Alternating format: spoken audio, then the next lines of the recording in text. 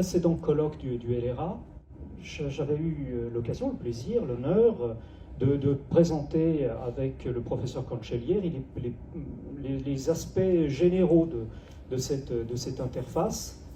Et je pense qu'il n'est pas exagéré de dire que les années qui se situent dans l'intervalle de ce premier rendez-vous et d'une autre aujourd'hui n'auront pas été de trop pour achever la réalisation de cette plateforme d'édition numérique. Beaucoup reste à faire, bien évidemment, mais l'outil méthodologique est en place, il est opérationnel et prêt à recevoir les annotations qui constitueront dans leur ensemble l'apparat critique de cette édition inédite.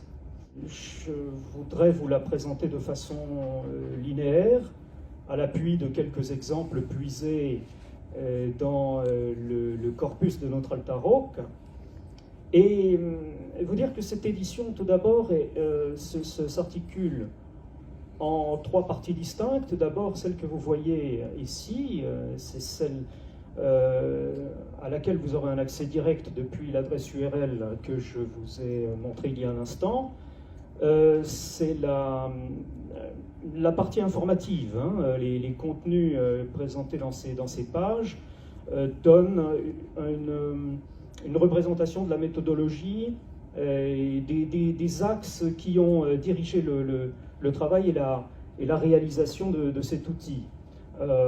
Notamment ici, par exemple, pour la section Histoire, l'enquête archivistique. Les axes méthodologiques ayant trait aux enquêtes de terrain dans la section archéologie. Je n'irai pas plus avant dans la description de cette partie. Je vous invite à la découvrir en préalable à la consultation de l'interface à proprement parler.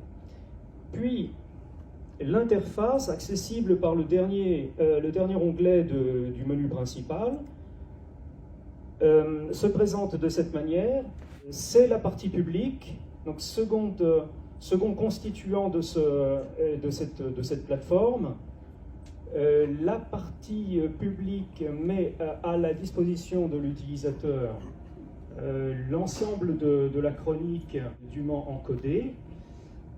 Et cette interface est constituée de 3 panneaux, 2 blocs latéraux constitués des mêmes contenus, qui peuvent être appelés grâce à des menus identiques, et un panneau central destiné à accueillir de l'information connexe. Ce à quoi s'ajoute un sous-menu en haut à droite, où l'on peut consulter par exemple des informations relatives aux manuscrits et comprendre en quoi le manuscrit Ben Eili a été choisi parmi tous les autres manuscrits connus pour cette édition.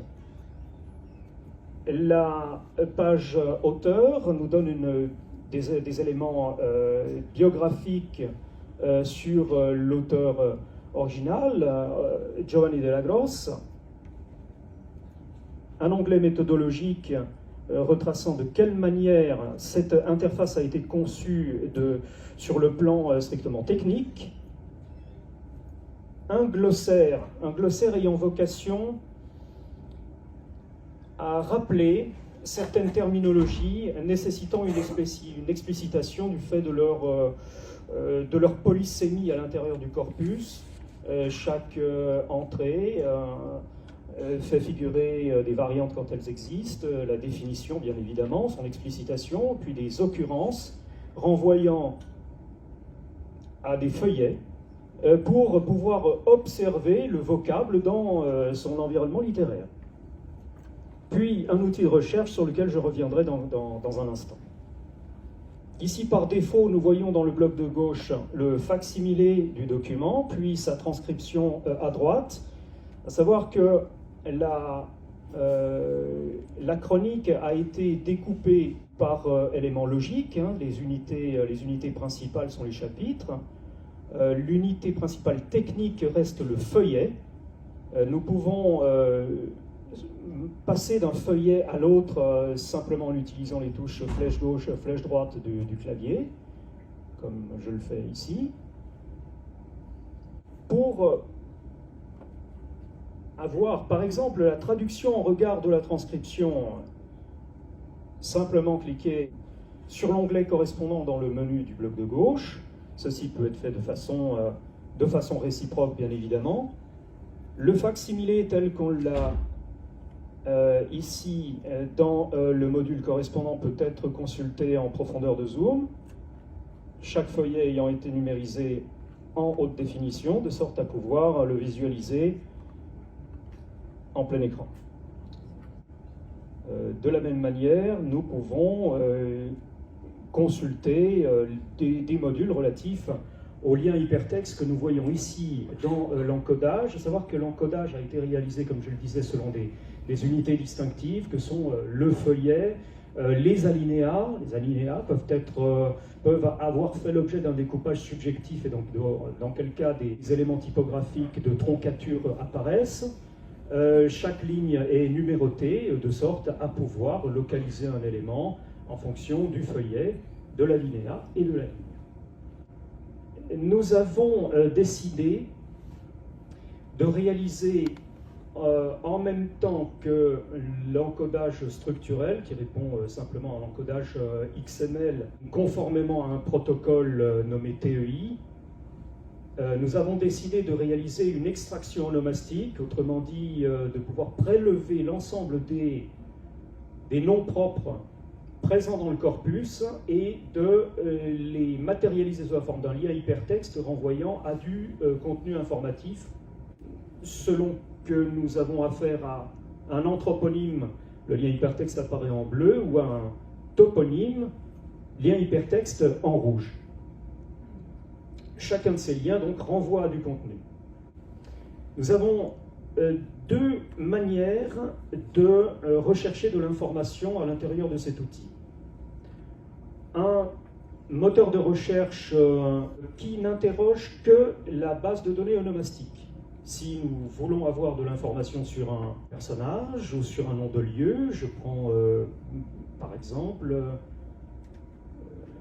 Arrigo Belmesser, sur lequel je souhaite avoir de l'information, j'ai ici effectivement quelques éléments qui me permettent de le situer à l'intérieur du corpus. Voici ici la liste des occurrences qui apparaissent à l'intérieur du corpus de la chronique. Chose importante également, l'ensemble des variantes morphologiques sont intégrées dans la base de données de sorte à avoir l'ensemble des formes possibles sur un objet recherché. Lorsque un anthroponyme est affecté d'un idégène, autrement dit d'un identifiant généalogique, il apparaît dans un arbre, l'idégène faisant office de lien hypertexte, ici à l'intérieur d'un arbre. Et attention, quant à l'interprétation de cet arbre généalogique, il s'agit de la projection, de la perception de l'auteur, et uniquement celle-ci, donc inutile de dire qu'il est fautif par moment. C'est un outil qui s'inspire des travaux de Michel, bien évidemment, mais également ceux de Chantal, qui, comme on l'a vu tout à l'heure, a beaucoup travaillé sur l'aspect graphique de cette projection. Cet arbre peut être consulté également en plein écran de cette manière, de sorte à pouvoir situer tel ou tel personnage à l'intérieur de la lignée seigneuriale à laquelle il appartient.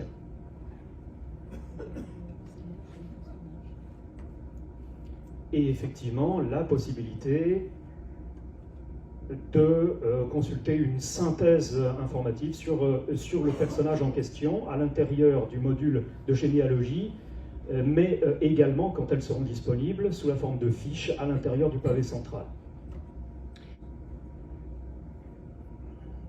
L'outil cartographique pour situer sur le plan terrier, reconstituer rouleau par rouleau, est toujours consultable en profondeur de zoom et en plein écran, avec ici, dans l'état actuel de la base de données, la possibilité de consulter tel ou tel site et de pouvoir en avoir une représentation à l'intérieur de l'interface d'un clic sur l'occurrence et sur la carte. Ici, par exemple, pour Carpini, avec du contenu média quand celui-ci existe. Vous voyez par exemple pour Capool, voici un exemple complet d'occurrence intégralement référencée. Donc avec Capool et ses différentes variantes à l'intérieur du corpus, les occurrences dans le texte, les anthroponymes corrélés quand il y en a, et une fiche d'information qui peut être bien évidemment consultée en plein écran ici ou téléchargée en PDF. Les contenus peuvent faire apparaître de l'image, bien sûr, également de la vidéo quand elle est disponible. Ce sont des clips en résolution moyenne, de sorte à ce que les téléchargements soient efficaces, quelle que soit la connexion.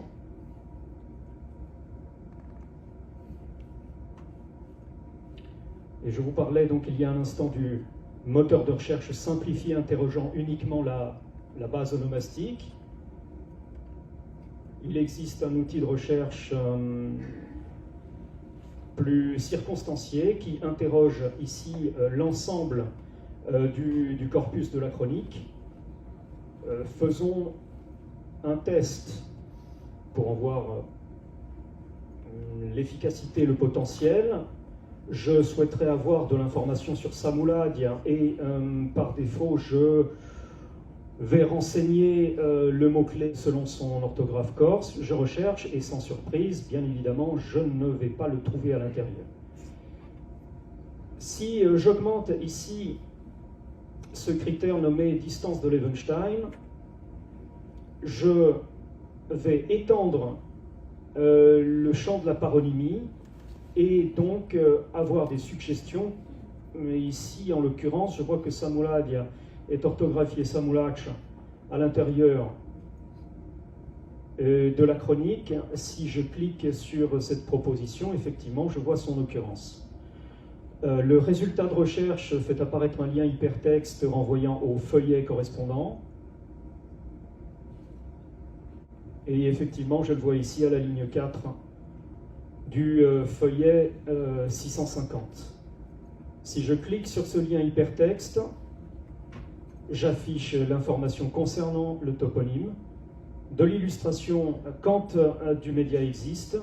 Et je vois quelque chose d'intéressant ici, c'est qu'une autre occurrence existe puisque Samulach est une variante d'une forme conventionnelle qui a été inscrite à la base de données, et par conséquent, je serais passé d'une occurrence complémentaire si je n'avais pas utilisé ce procédé heuristique. Je vous dis deux mots au sujet de la troisième partie de cette interface qui concerne exclusivement les collaborateurs, puisque c'est un espace à accès restreint plus exactement. Il s'agit du back-office, autrement dit de la plateforme d'administration. Chaque collaborateur agréé a la possibilité d'agir sur les contenus des bases de données, mais également de rédiger des annotations qui seront constitutives, donc, comme je le disais, de l'appareil critique. Champ de rédaction, puis un clic pour matérialiser le signet de l'annotation, validation, et ensuite l'utilisateur va retrouver ces annotations à l'intérieur d'un gestionnaire de notes, tout simplement. Le dictionnaire fait référence au glossaire tel que je vous l'ai montré tout à l'heure.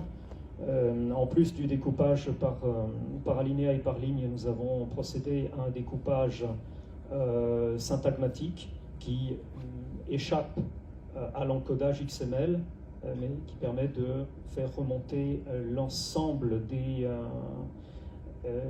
mots isolés présents à l'intérieur du corpus, soit environ un petit peu moins de 14 000 occurrences.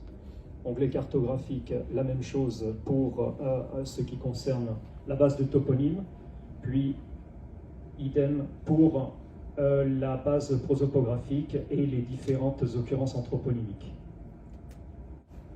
Voilà, je vous remercie.